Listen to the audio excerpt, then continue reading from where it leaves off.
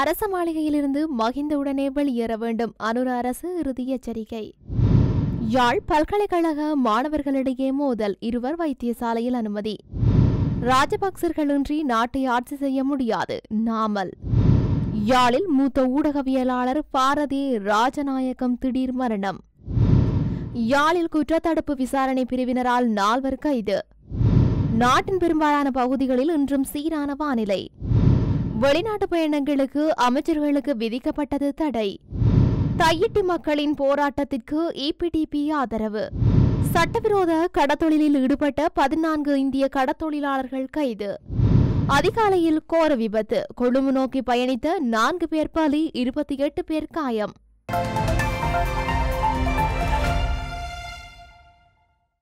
அரச மாளிகையிலிருந்து முன்னாள் ஜனாதிபதி மஹிந்த ராஜபக்ச வெளியேற வேண்டும் என்பதையே நாட்டு மக்கள் விரும்புகின்றனர். எனவே சட்ட நடவடிக்கைகளுக்கு செல்வதற்கு முன்னர் அவர் வெளியேறினால் நல்லது என அமைச்சர் நலிந்த ஜெயதிச தெரிவித்துள்ளார். இது தொடர்பில் ஊடகங்களிடம் அவர் மேலும் கூறியதாவது: முன்னாள் ஜனாதிபதிகள் 3 அரச வதிவிடங்களை கையளித்துவிட்டனர். இன்னும் 3 கையளிக்க வேண்டியுள்ளது. அவற்றை கையளிக்குமாறு அறிவித்துவிட்டோம். எனவே மனச்சாட்சியின் பிரகாரம் கௌரவமாக வெளியேறுவதற்கு வாய்ப்பளிக்கப்பட்டுள்ளது. ஆனால் முடிந்தால் வெளியேற்றுங்கள் என மஹிந்த ராஜபக்ச சண்டித்தனம் காட்டிக் கொண்டிருக்கின்றார். சட்ட நடவடிக்கை எடுப்பதற்கு முன்னர் பொது நிர்வாக அமைச்சிடம் அரச வீட்டை கையளித்துவிட்டு வெளியேறினால் சிறப்பு. மஹிந்த ராஜபக்ச வெளியேற வேண்டும் என்பதையே நாட்டு மக்களும் விரும்புகின்றனர். கடிதம் தான் வேண்டுமெனில் அதுவும் அனுப்பி வைக்கப்படும் என எச்சரித்துள்ளார். யாழ்ப்பாணம் பல்கலைக்கழகத்தின் முகாமைத்துவ பீட மாணவர்களிடையே நேற்றைய தினம் மோதல் ஏற்பட்டுள்ளது.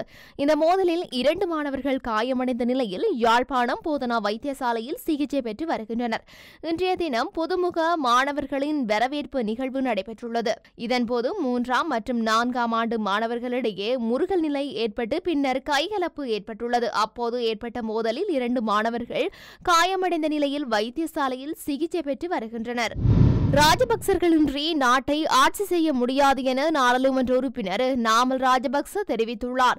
ராஜபக்ச ஒருவர் இன்றி தேசிய மக்கள் சக்திக்கு அன்றாட அரச நிர்வாக பணிகளை மேற்கொள்ள முடியவில்லை என அவர் குறிப்பிட்டுள்ளார். இந்த விடயம் அரசாங்கத்தின் இயலாமையை குறிக்கின்றது என தெரிவித்துள்ளார். அரசாங்கமும் ஜனாதிபதி அனுரகுமார திசாநாயக்க ஆகியோருக்கு மஹிந்த ராஜபக்ச ஓர் பிராண்ட் ஆகும் எனவும் மஹிந்த ராஜபக்சவின் பின்னணியிலேயே கிராமிய அரசியல் கட்டியெழுப்பப்பட்டுள்ளது என தெரிவித்துள்ளார். மஹிந்த ராஜபக்சவின் நற்பெயருக்கு களங்கம் ஏற்படுத்தி பிரச்சாரம் செய்வதிலேயே அரசாங்கம் அரசியலை மேற்கொள்கின்றது என்று அவர் சுட்டிக்காட்டியுள்ளார். மஹிந்த ராஜபக்சவின் சாதனையை எவராலும் முறியடிக்க முடியாது என அவர் சுட்டிக்காட்டியுள்ளார். விஜயராம வீட்டின் பெறுமதியை மதிப்பீடு செய்தவர்களே அறகலைய போராட்டத்தில் வீடுகள் சேதமடைந்த வீடுகளையும் மதிப்பீடு செய்கின்றார்கள் என அவர் தெரிவித்துள்ளார். வீடுகளை எரித்தமை குறித்து பேசும் தரப்பினர் வீடுகளை யார் எரித்தார்கள் என்பது பற்றி பேசுவதில்லை என நாமல் ராஜபக்ச தெரிவித்துள்ளார். தமிழ் ஊடக பரப்பில் தனக்கென தனி இடம் பதித்த சிரேஷ்ட ஊடகவியலாளரான பாரதி ராஜநாயகம் யாழ்ப்பாணத்தில் காலமானார். உடல்நலம் பாதிக்கப்பட்டு இருந்த அவர் நேற்று தனது 62வது வயதில் காலமானதாக அவரது உறவினர்கள் தெரிவித்துள்ளனர். கடந்த சில வாரங்களாக அவர் நோய்வாய்ப்பட்டு மருத்துவ சிகிச்சை பெற்று வந்த நிலையில் நேற்றைய தினம் அவரது வீட்டில் காலமானார். அத்துடன் சிரேஷ்ட தமிழ் ஊடகவியலாளரான இவர் சுமார் 40 வருடங்களுக்கும் மேற்பட்ட ஊடகத்துறை அனுபவத்தை கொண்டவராவார். தினக்குரல் பத்திரிகையின் பிரதம ஆசிரியராக இருந்த பாரதி ராஜநாயகம் அரசியல் ஆய்வு மற்றும் கலை செயல்பாடுகளில் மிகுந்த ஆளுமை உள்ளவராக காணப்பட்டதோடு அண்மையில் வீரகேசரியின் சிரேஷ்ட ஊடகவியலாளராக யாழ் காரியாலய பொறுப்பு அதிகாரியாகவும் கடமையாற்றியமை குறிப்பிடத்தக்கது. யாழ்ப்பாணத்தில் இளைஞர் ஒருவரை கடத்திச் சென்று 80 லட்சம் ரூபாய் பணத்தை அபகரித்த கும்பலை சேர்ந்த 4 சந்தேக நபர்களை குற்றத்தடுப்பு விசாரணை பிரிவினர் கைது செய்துள்ளனர். இந்த விடயம் தொடர்பில் மேலும் தெரிய வருகையில், வெளிநாடு செல்வதற்காக ஆசைப்பட்ட இளைஞர் ஒருவரிடம் 80 லட்சம் ரூபாய் பணத்தை வங்கியில் வைப்பிலிட்டு வங்கி அறிக்கையை நேரடியாக வந்து தமக்கு காட்டுமாறு வெளிநாட்டு முகவர் ஒருவர் தெரிவித்துள்ளார். இதனை நம்பி சில தினங்களுக்கு முன்னர் யாழ்ப்பாணம் ஆரியகுளம் பகுதிக்கு சென்ற என்ற இளைஞனை காரில் கடத்தி சென்ற குறித்த குழு இளைஞனின் வங்கிக் கணக்கில் இருந்த 80 லட்சம் ரூபாய் பணத்தை மற்றும் ஒருவரின் வங்கிக் கணக்கிற்கு மாற்றிவிட்டு இளைஞரை கோப்பாய் பகுதியில் இறக்கிவிட்டு சென்றுள்ளது. சம்பவம் தொடர்பாக பாதிக்கப்பட்ட இளைஞன் யாழ்ப்பாணம் போலீஸ் நிலையத்தில் முறைப்பாடு அளித்துள்ளார். சம்பவம் தொடர்பாக விசாரணை மேற்கொண்ட போலீசார் பணம் மாற்றப்பட்ட வங்கிக் கணக்கிற்கு உரித்தான பெண்ணொருவரை கைது செய்ததுடன் கடத்தலில் ஈடுபட்ட மேலும் 3 கைது செய்துள்ளனர். இந்த நிலையில் குறித்த பெண்ணின் வங்கிக் கணக்கில் இருந்து பணம் வேறொரு வங்கிக் கணக்கிற்கு மாற்றப்பட்டுள்ள நிலையில் பணத்தை மீட்பது தொடர்பாக போலீசார் தீவிர விசாரணைகளை மேற்கொண்டு வருகின்றனர். கடத்தலுக்கு பயன்படுத்தப்பட்ட கார் போலீசாரால் கைப்பற்றப்பட்டுள்ளது. கைதான 4 சந்தேக நபர்களையும் யாழ்ப்பாணம் நீதவான் நீதிமன்றத்தில் முற்படுத்த நடவடிக்கை எடுத்துள்ளனர். இன்றைய காலநிலை மாற்றம் குறித்து வளிமண்டலவியல் திணைக்களம் அறிக்கையொன்றை வெளியிட்டுள்ளது. இதன்படி நாட்டின் பெரும்பாலான பகுதிகளில் பெரும்பாலும் சீரான வானிலை நிலவும் என வளிமண்டலவியல் திணைக்களம் தெரிவித்துள்ளது.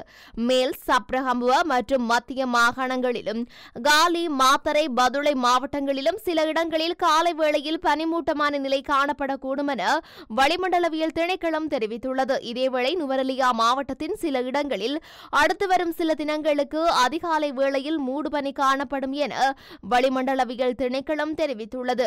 மத்திய சப்ரகமுவ மற்றும் மேல் மாகாணங்களின் சில இடங்களிலும் அத்துடன் காலி மாத்தறை மற்றும் பதுளை மாவட்டங்களிலும் காலை வேளையில் பனிமூட்டம் காணப்படும் எனவும் வளிமண்டலவியல் திணைக்களம் வெளியிட்டுள்ள அறிக்கையில் தெரிவிக்கப்பட்டுள்ளது.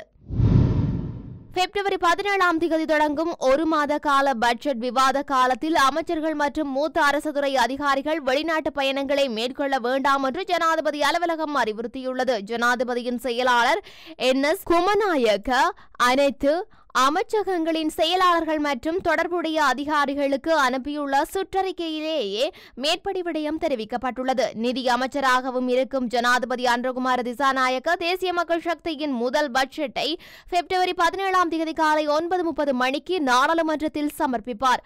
அதே நேரத்தில் ஒதுக்கீட்டு சட்டமூலம் மீதான 2வது மற்றும் 3வது வாசிப்பு விவாதங்கள் பிப்ரவரி 18 தொடங்கி மார்ச் 21 வரை தொடரும்.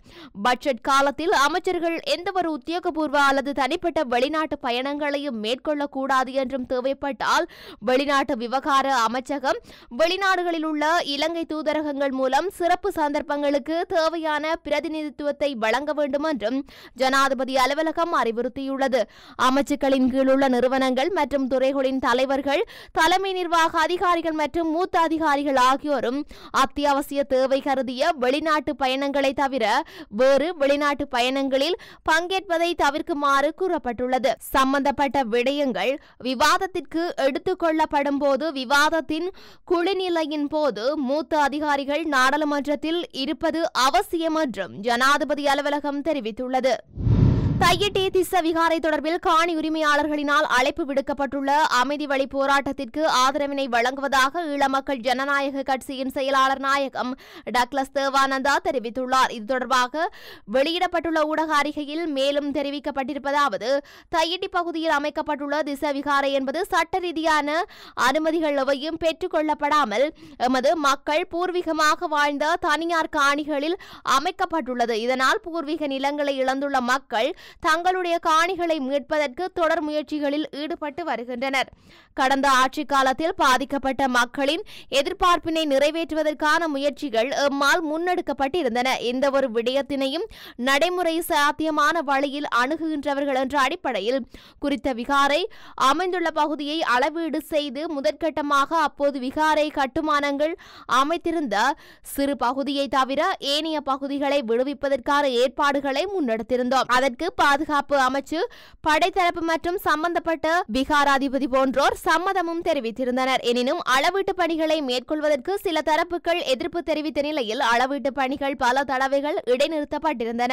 அக்கால பகுதியில் தேர்தல் அறிவிப்புகள் வெளியாகி ஆட்சி மாற்றங்கள் இடம்பெற்றமையினால் துரதிர்ஷ்டவசமாக எம்மால் அந்த பணிகள் நிறைவேற்ற முடியவில்லை. எனினும் மக்களுடைய காணிகள் மக்களுக்கே சொந்தம் என்பதில் நாம் உறுதியாக இருக்கின்றோம். திஸ்ஸ விகாரை அமைத்துள்ள பகுதி மாத்திரம் மாத்திரமன்றி வனவள திணைக்களம், வனஜீவராசிகள் திணைக்களம், தொல்பொருள் திணைக்களம், பாதுகாப்பு தரப்பு போன்றவற்றினால் கையகப்படுத்தப்பட்டுள்ள அனைத்து காணிகளும் விடுவிக்கப்படும் என்பதே எமது திடமான நிலைப்பாடாக இருக்கின்றது. அந்த அடிப்படையில் காணி உரிமையாளர்களினால் முன்னெடுக்க தீர்மானிக்கப்பட்டுள்ள அமைதி வழி போராட்டத்திற்கு பூரண ஆதரவினை வழங்கவுள்ளோம் என்று தெரிவிக்கப்பட்டுள்ளது. மன்னாருக்கு வடக்காக உள்ள இலங்கை கடற்பகுதியில் சட்டவிரோதமாக கடத்தொழிலில் ஈடுபட்ட குற்றச்சாட்டில் 14 இந்திய கடத்தொழிலாளர்கள் கைது செய்யப்பட்டுள்ளனர். இதன்போது 2 கடத்தொழில் படகுகளும் கைப்பற்றப்பட்டுள்ளதாக கடற்படை ஊடக பேச்சாளர் தெரிவித்துள்ளார். கைது செய்யப்பட்ட இந்திய கடத்தொழிலாளர்கள் கரைக்கு அழைத்து வரப்பட்டு மேலதிக சட்ட நடவடிக்கைகளுக்காக கிளிநொச்சி கடத்தொழில் பரிசோதகர் காரியாலயத்திடம் ஒப்படைக்கப்படுவார்கள். கைது செய்யப்பட்ட கடத்தொழிலாளர்களை கிளிநொச்சி நீதிமன்றத்தில் முற்படுத்த நடவடிக்கை எடுக்கப்பட்டுள்ளதாகவும் தெரிவித்துள்ளனர். குருநாகலில் இன்று அதிகாலையில் ஏற்பட்ட கோர விபத்தில் 4 பேர் உயிரிழந்துள்ளதாக போலீசார் தெரிவித்துள்ளனர். தோராய பகுதியில் இன்று பயணிகள் பேருந்து மோதியதில் விபத்து ஏற்பட்டதாக போலீசார் குறிப்பிட்டுள்ளனர். இன்று அதிகாலை கந்துருவெலவிலிருந்து குருநாகல் நோக்கி பயணித்த தனியார் பேருந்து தோராய பகுதியில் நிறுத்தி வைக்கப்பட்டிருந்த போது மதுரு ஓயாவிலிருந்து கொழும்பு நோக்கி பயணித்த பேருந்துடன் மோதியதில் விபத்து ஏற்பட்டதாக போலீசார் தெரிவித்துள்ளனர். இந்த விபத்தில் 28 பேர் காயமடைந்து மருத்துவமனையில் அனுமதிக்கப்பட்டுள்ளதாக போலீசார் தெரிவித்துள்ளனர். காயமடைந்தவர்களில் பலர் குருநாகல் வைத்தியசாலையில் தீவிர சிகிச்சை பிரிவுகளில் அனுமதிக்கப்பட்டுள்ளதாக போலீசார் குறிப்பிட்டுள்ளனர். உயிரிழந்தவர்களுள் பெண் ஒருவரும் உள்ளடங்குவதாக போலீசார் மேலும் குறிப்பிட்டுள்ளனர்.